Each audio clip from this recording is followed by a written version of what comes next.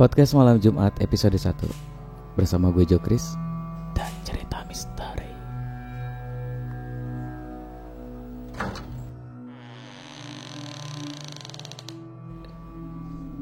Di podcast ini gue bakal ceritain cerita-cerita misteri, hal-hal yang berbau horor yang identik dengan malam Jumat.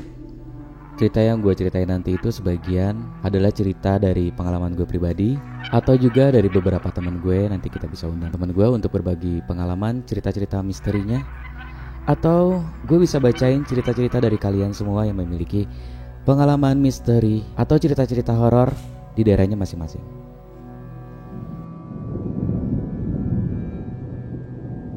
Gue akan mulai cerita ini dengan urban legend, atau di Indonesianya orang tuh lebih tahu dengan namanya mitos. Dulu mungkin lo pernah dengar beberapa cerita atau mitos-mitos yang cerita-cerita misteri yang hits banget pada tahun 90-an sampai dengan 2000-an. Kayak misalnya lo pernah dengar kan ceritanya Pastor Tanpa Kepala, Mr. Gepeng, Nyi Roro Kidul dan sebagainya gitu. Saking relate-nya, itu berasa kayak urban legend itu tuh emang ada gitu ceritanya tuh. Misal contoh gue ceritain kayak Pastor Tanpa Kepala. Letaknya ada di pemakaman Jeruk Purut, Jakarta Selatan. Ini juga sebagai lokasi yang dikenal sangat mistis. Banyak orang bilang lokasi itu mistis gitu. Sampai kalau gak salah tuh dibuatin filmnya, judulnya Hantu Jeruk Purut. Tapi sebenarnya apa sih yang ngebuat cerita itu jadi serem banget, yang ngebuat orang tuh penasaran sama cerita itu gitu. Gue pernah nih sama teman gue untuk coba ngecek ke daerah Jeruk Purut itu, yang katanya ada pastor tanpa kepala. Waktu itu pernah gue cek sama teman gue, emang mungkin gak ketemu kali ya sama yang namanya pastor tanpa kepala ini. Cuman saking penasarannya, benar gak sih gitu. By the way, gue sama teman-teman gue ada beberapa anak-anak yang memang katanya indigo gitu. Gak semua anak indigo juga sependapat sih sama gue gitu loh, sama gue dan beberapa teman gue. Ada yang bilang katanya ada yang bilang gak ada. Itu balik lagi gimana caranya cerita itu menjadi sebuah urban legend yang udah dibentuk dari zaman dulu tuh, entah dari kapan gitu loh. Ada satu malam kalau misalkan lo mendengar suara gonggongan gitu, kayak anjing gitu, kayak suara suara au-au anjing gitu, itu katanya menandakan dia hadir gitu. Nah, posisi anjingnya itu ada di sebelah kanan. Kalau nggak salah sih anjingnya warna hitam. Nah, menurut cerita yang beredar, katanya sosok si pastor ini adalah arwah dari seorang pastor yang dipenggal kepalanya pada masa kolonial Belanda. Mitosnya sih kayak gitu, urban legendnya sih kayak gitu. Tapi gue nggak tahu kenapa itu adanya di Taman Jeruk Purut itu gitu. Faktanya pada saat gue kesana sama teman gue, yang gue lihat tuh bukan sosok pastor tanpa kepala. Iya, memang ada ceritanya beneran gitu, ada seorang pastor yang dipenggal kepalanya pada saat kolonial Belanda. Tapi penampakannya nggak gitu. Kalau teman gue yang lihat sih sama aja kayak pastor biasa. Ya udah, dia cuma nampakin diri aja. Yang ada anjingnya, yang ada itu tuh enggak. Ya tapi balik lagi ya ke cerita-cerita masyarakat tuh, cerita-cerita mitos kayak gini kan balik lagi ke kitanya lagi ya, mau percaya atau enggak. Tapi itu sempat viral banget sih. Sebelum gue kesana gitu, gue hampir percaya bahwa cerita itu ada sih.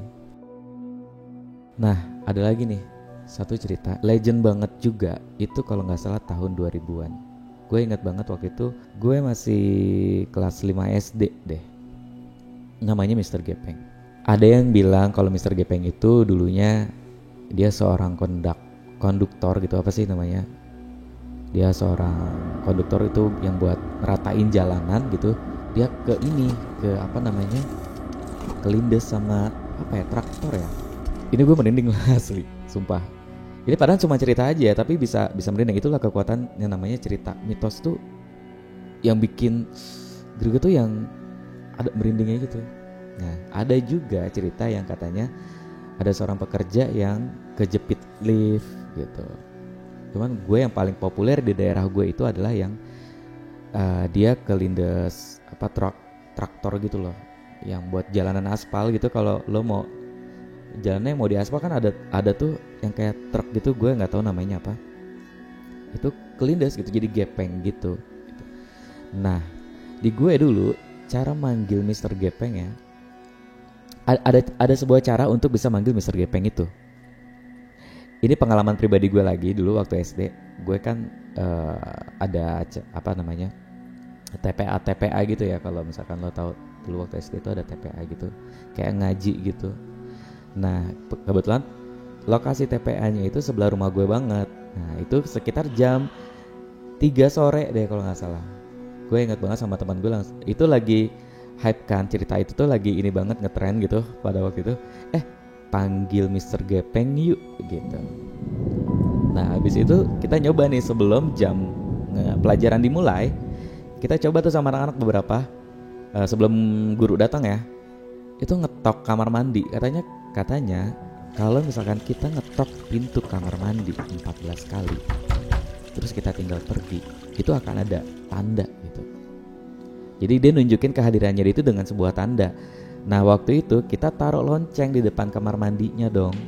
Itu gak ada orang sama sekali. Setelah kita ngetok pintu kamar mandi 14 kali itu, kita semua pada keluar, ngumpul di samping kelas gitu kan. Kita ngintip. Dan lo tau gak sih, setelah itu ada suara lonceng dong. Lonceng yang kita taruh di depan kamar mandi itu bunyi men. Anjir, spooky banget. Semuanya lari dong. Kita semua lari ke lokasi rumah guru yang terdekat gitu loh. Kita lari ke rumah si guru tersebut. Bubar aja gitu anak-anak. Udah sampai, "Bu, kita ada ini gini segala macem lah." Kaget dong. Masalahnya mau benar atau enggak cerita itu, tapi lonceng itu bunyi men. Siapa yang bunyi lonceng itu? Ya dengan sedih sih, kecewa pas gurunya bilang enggak itu angin. Tapi jelas banget kita tuh nggak ada angin sama sekali di situ men. Cuman ya namanya kita kan anak kecil ya, jadi kayak ceritanya tuh kayak ya udah nggak mau diperpanjang lagi tuh sama si guru tersebut. Udah, itu cerita Mr. Gepeng yang ada di daerah gue. Tapi menurut urban legend dari mitos yang ada, yang gue baca di internet ya, katanya sih Mr. Gepeng ini adalah seorang pengusaha yang tewas terhimpit lift. Nah bener kan cerita sama yang kedua tadi itu. Terus ada juga yang bilang tewas terlindas kendaraan berat yang membuat tubuhnya gepeng. Nah ini yang relate nih, cerita pertama gue tadi ini gitu. Di sini katanya juga cerita Mr. Gepeng ini sering bersembunyi dan menguntit di dalam kamar mandi. Nah tapi di sini disebutinnya kan kamar mandi wanita ya. Nah kalau di gue itu kan gue nyoba di kamar mandi umum. Ya itu ada kodenya tadi itu, ketok 14 kali lo baru bisa tahu Mr. Gepeng. Nah gue nggak tahu tuh abis dari situ itu hilangnya gimana, gue nggak ngerti sama sekali. Setelah kita ngelakuin eksperimen itu sama teman-teman, udah nggak ada lagi tuh. Ini masih 50-50 sih, gue nggak tahu buktinya gimana, kita nggak ngerti.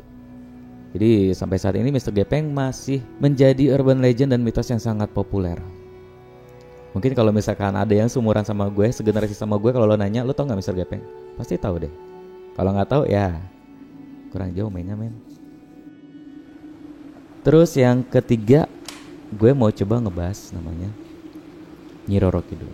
Nah, di gue sendiri itu cerita Nyi Roro Kidul ini hampir mirip dengan cerita dongeng masyarakat. Gue nggak tahu ya ini Nyi Roro Kidul ini ada apa enggak. Gue juga sempat bereksperimen sih tentang ini. Mungkin ini kita bisa bahas di satu episode kali ya. Episode panjang nih kayaknya kalau ngebahas tentang Roro Kidul ini. Ada yang bilang Nyi Roro Kidul itu adalah Ratu Pantai Selatan. Ada yang bilang juga Roro Kidul itu bukan Ratu Pantai Selatan. Jadi kayak ada dua sisi gitu loh. Kalau di gue gitu sama teman-teman gue ngebahas Nyi Roro Kidul itu, dia tuh bukan Ratu Pantai Selatan. Apa ya, Roro Kidul tuh kayak yang versi jahatnya gitu. Kalau kita permudah ceritanya itu kayak ada dua sisi. Ratu Pantai Selatan tuh yang kita sebut sebagai Bunda Ratu. Nah Roro Kidul itu adalah versi yang jahatnya, yang satu lagi. Nah kalau di cerita yang gue baca, ini adalah salah satu tokoh mitologis. Nah bener kan, tokoh mitologis kayak dongeng kan. Keberadaannya itu kalau misalkan di kita tuh kayak ditandai dengan misalkan lo lagi ke pantai selatan. Mitosnya nih ya, mitosnya Roro Kidul itu lo tidak boleh menggunakan baju yang berwarna hijau. Katanya kalau misalkan lo pakai baju warna hijau, lo akan ditarik tuh sama si Roro Kidul ini gitu loh. Ini juga sempat ada sih beberapa cerita tentang yang ditarik itu loh yang pakai baju hijau. Dulu sempat ada di beritanya kalau nggak salah ada satu wisatawan, dia nggak tahu gitu kalau misalkan dia harus larangannya, dia nggak tahu tentang larangan nggak boleh pakai baju hijau. Tapi dia ke sana ke pantai itu dia pakai baju warna hijau. Terus hilang gitu kan. Nah, katanya ke bawah arus ombak gitu. Berapa tahun kemudian masuk berita katanya dia adalah orang yang waktu itu ke bawah arus tersebut gitu. Ya percaya nggak percaya sih. Waktu pas dia diculik itu katanya dia itu cuma sebentar katanya. Cuma sebentar ada di situ, tapi di dunianya kita, di manusianya, dunia manusianya dia tuh udah berapa ya? Ada beritanya deh kalau nggak salah. Nanti gue bahas deh di part khusus untuk Nyi Roro Kidul ini karena ini panjang banget ceritanya. Itu aja cerita atau mitos yang bisa gue ceritain hari ini di episode pertama ini. Mungkin nextnya gue bakal ceritain mitos-mitos atau cerita-cerita misteri lagi. Atau siapa tahu dari kalian punya cerita-cerita urban legend atau mitos di daerahnya kalian masing-masing, bisa di-share ke kita juga, nanti bisa gue bacain juga ceritanya. Gue Jokris, podcast malam Jumat undur diri.